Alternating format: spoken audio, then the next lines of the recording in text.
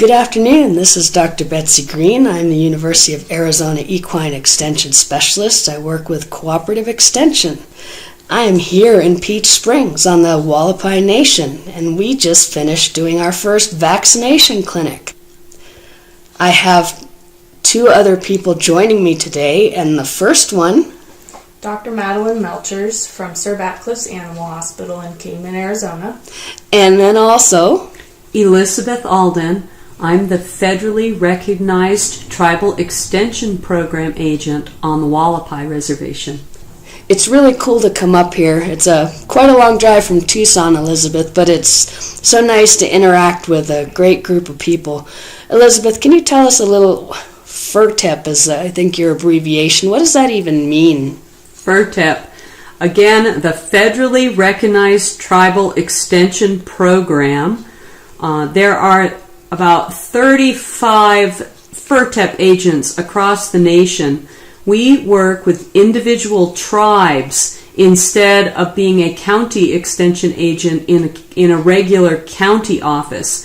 And in Arizona, there are 7 FERTEP agents, 3 on the Navajo Nation, 1 on Hopi, 1 on San Carlos, 1 on Crit, and I am in Hualapai. Excellent.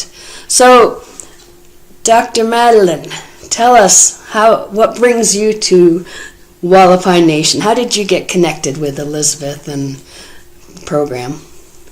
Well, Kingman, Arizona is located a little less than 1 hour away from Peach Springs, and I actually came in contact with everyone a little less than a year ago to help out with some cattle and livestock education events here at this nice facility. Excellent. Yeah, this nice facility that we're talking about is a pretty brand spanking new 4-H building and rodeo arena. It has chutes, I think. It has a lot of facilities that are great resource for education for the Hualapai Nation. So Elisabeth, what kind of things do you do as a tribal extension person?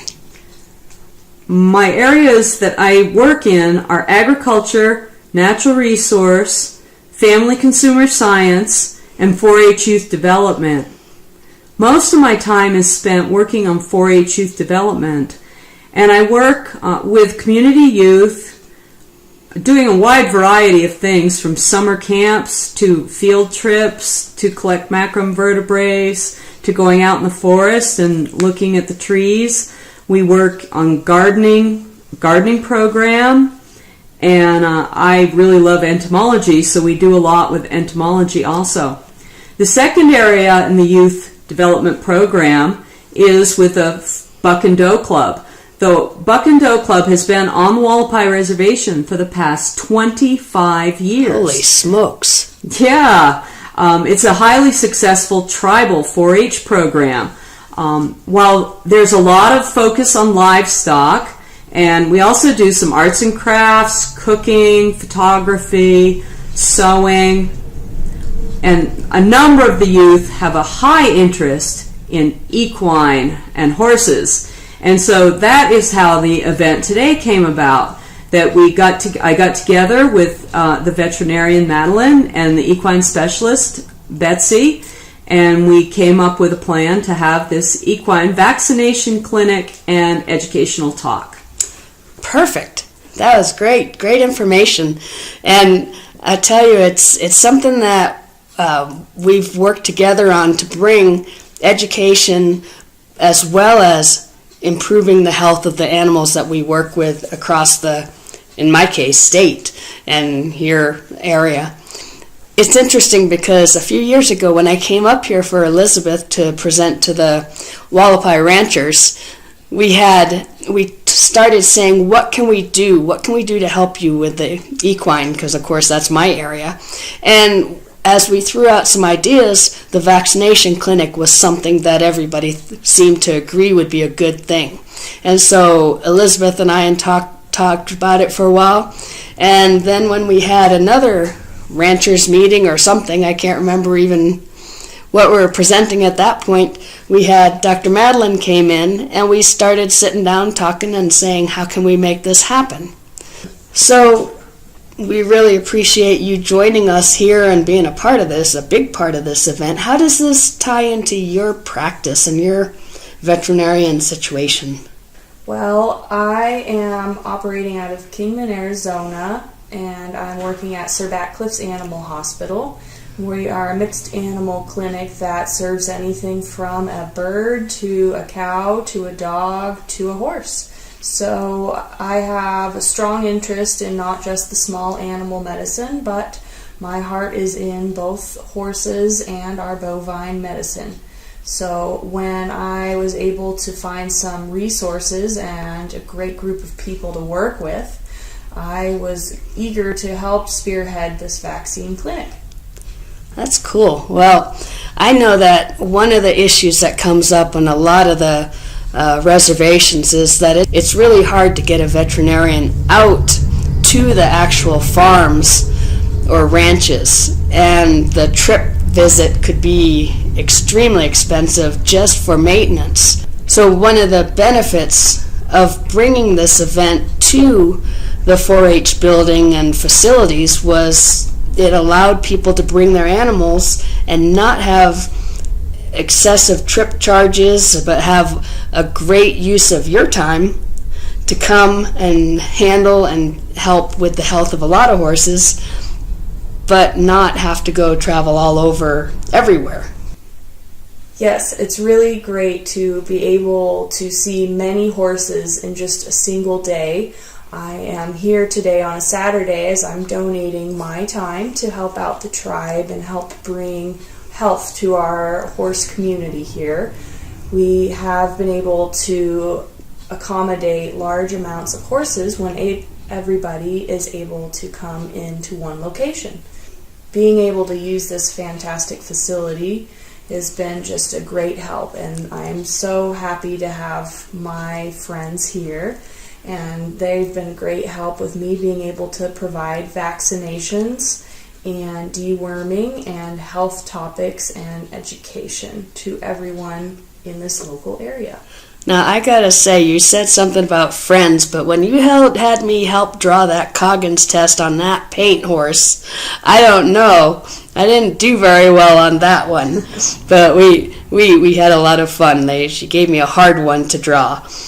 So it's really great because one of the key goals of cooperative extension is to bring science-based research to the people and to bring it in a way that it's useful and practical for them. And so we tied in the vaccination clinic with an educational activity talking about vaccines, core vaccines, even vital signs during lunch. Lunch was provided by the Hualapai Department of Natural Resources, and they also provided a very helpful person today to come and help us prepare lunch. So thank you, Kenna Vollmer. Yeah, that was great. And we had a good discussion with both youth and adults during the lunch about vaccinations, what we had just done with their horses, brought in biosecurity, and then you were talking about exercise. What were some of the things you were sharing with our little barrel racers and gymkhana riders? Yes, we were able to not only educate our group about vaccines, but we were also able to help our young rodeo riders learn how to exercise their horses best and prepare their mounts for their weekend competitions. So a few tips that we chatted about today included not only biosecurity and how to keep your horse safe when you're at a rodeo event and not share germs, but we also talked about what do you do when you're at home to help keep your horse healthy and fit. We discussed riding your horse more than one day a week. It's very helpful. The more hours spent in the saddle is well worth the effort. And if you're able to ride your horse more than one day a week, we certainly recommend that you can trot your horse, because as we learned today, trotting is the best for both your horse's mind and his muscles. So we had a lot of fun teaching everyone how to do that. We also had some little tips and tricks for trying to get the horse and the rider to think beyond just the barrel pattern, and maybe challenging them on trail obstacles and changing pace and changing directions and things like that to get both of them ready for the arena down the road. Yep, half of the battle is not just keeping your horse fit, but helping keep his mind engaged. So believe it or not, you don't need to do the barrel pattern every day. You don't need to do the pull pattern every day. Just getting on your horse and making him move his body around does a great job. Well, I tell you, this was a great first-time event, and I think we had some great support from everybody from our tribal extension, our Tucson University of Arizona extension, from Cervat Cliffs Animal Hospital, and then, of course, from the Hualapai Department of Natural Resources. It was a great event, and I think that we could certainly do some more events like this down the road and just continue to get the word out so that we can get people thinking about their horse's health and being proactive and have a healthier population all the way around. Is there anything else that you guys would like to share?